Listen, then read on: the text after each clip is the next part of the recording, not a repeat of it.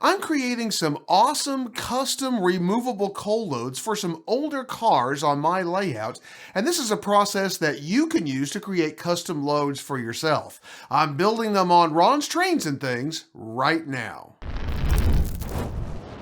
Hi, I'm Ron of Ron's Trains and Things. A significant part of the roster on my model railroad is coal trains. Now, these are made up of a variety of cars from a variety of manufacturers, including coal porters as well as 3-bay hoppers. Now, some of my cars were produced in the 1990s and did not come with coal loads. This includes 14 deluxe innovation cars, which look great, but need loads. Well, I have tried a variety of ways of making loads for these cars, and I've settled on one that works really well for me, and I'm going to make some today and show you how I do it step by step. So let's get started. This video is brought to you by Midwest Model Railroad. With 15,000 square feet of inventory and one-day shipping, whether in person or online, they are your one-stop model railroad shop. MidwestModelRR.com, link in the description. The coal trains on my layout are simply through trains that run from staging to staging, loads east and empties west, without actually being switched on the layout. What I want for all of these cars is removable loads that are easy to remove and replace while the cars are on the tracks in the staging yard. Most of my coal cars came with loads, but I have 21 that did not, and I have about 10 more cars that have loads that I do not like the shape of. I'm starting with 14 of these deluxe innovation cars that came with no loads. I know there's more than one way to create coal loads, and I've tried a few methods. The most promising previously was using an extruded foam base, but I wanted to use a magnet to remove the loads, and the foam was simply too thick to extend the magnet's field through it to another magnet underneath. After talking to my friend Eric Hall at the YouTube channel IMRRO.com, I decided to try 3D printed bases for my loads with coal material glued on top. I knew Eric had created loads of this type, and he gave me a few ideas and pointers that really helped. Now, I know not everyone has a 3D printer, but with a little asking around, you could probably find a model railroad friend to help you out. Step 1 was to get the dimensions I needed for the load base. I used a modeler's caliper to measure the precise width, length, and thickness that I needed each load base to be. It's important to make sure that you make the load thin enough to allow for the coal that will be added on top. By the way, a caliper like this is an indispensable tool for a model builder's kit. You want one that measures in millimeters, decimal inches, and fractions of an inch. If you don't have one, I will link a good one in my Amazon Pick of the Week in the description below this video that you can check out.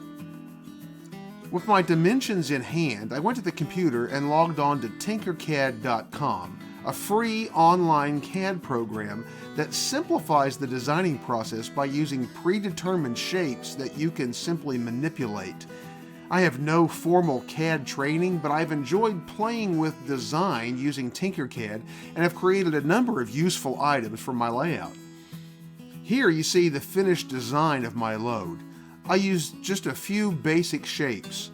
I won't presume to give you a full tutorial about how this part was designed, but here's a basic rundown. I started with a thin rectangular base, the width and length of my load. I then used a half cylinder like this, stretched it, and used a negative or hole box to remove the bottom and only leave the top portion.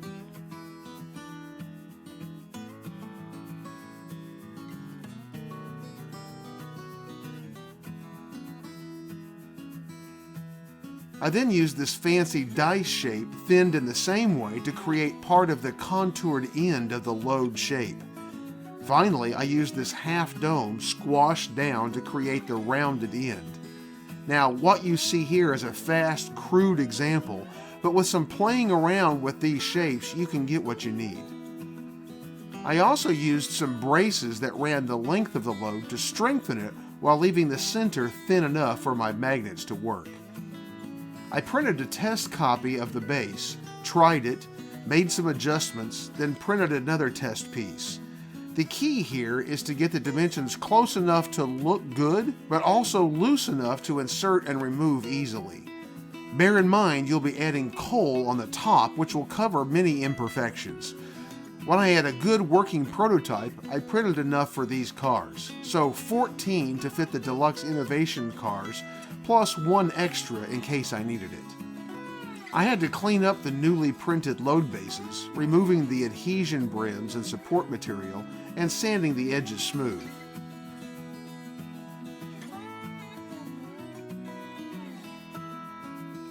I test fit each one in the cars and sanded the edges of any that did not fall out easily when inverted. Again, I had printed one extra, and I was glad I did because the corner of one of the bases broke as I was removing it from the bed of the printer. The coal probably would have covered this flaw, but with an extra one printed, I didn't need to use this one. To remove the loads from the cars, I'm using these little 6mm by 2mm magnets. I use these a lot for loads like these and scrap loads, as well as to keep lumber loads and intermodal containers connected together in their respective cars. The 6mm diameter works great in N-scale as it is just a hair less than 1/4 of an inch. I bought these on Amazon, and I'll link them in my Amazon Pick of the Week in the description as well if you'd like to give them a try. I made this load tool by gluing one of the magnets to the end of a short 1/4 inch dowel with CA and then sealing the edges with matte medium. For this magnet to work with the magnets in the loads, the poles of the magnets in the loads have to be opposite the one on my little wand. To make sure this was correct, I placed a magnet on my unloading wand, then used a Sharpie to mark a dot on the other side of the magnet. You want this dot pointing downward on the load or into the car, away from where the unloading wand will be used. I installed the magnets to the loads using gel type CA.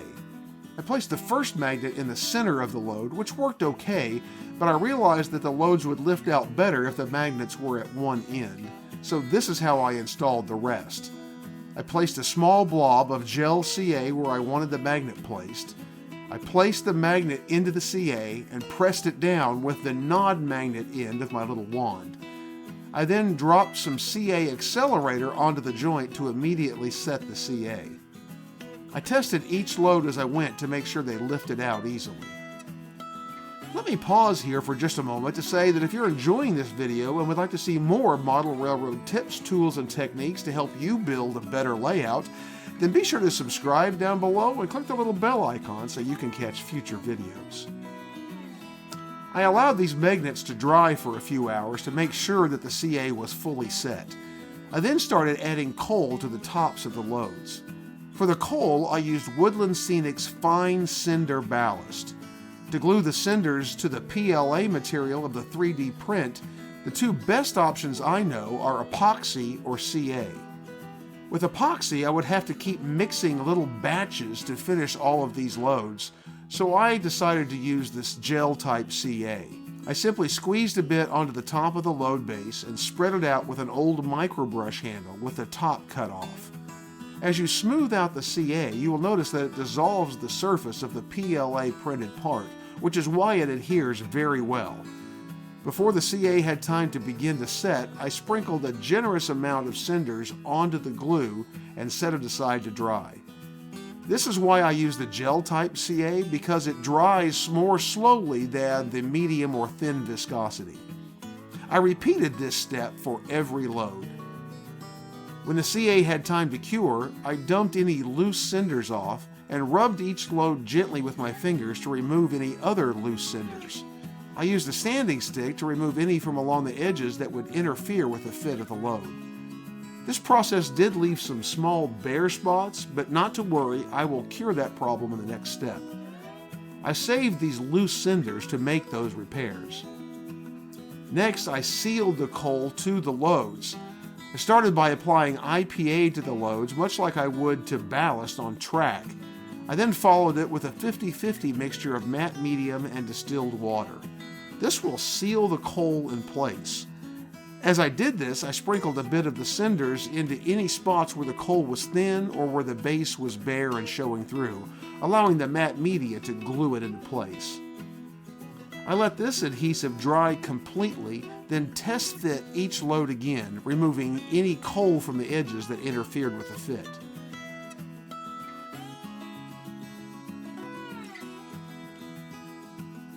Now, you can see here that against the black of the base and the cinders, a little of the white from the matte medium shows up.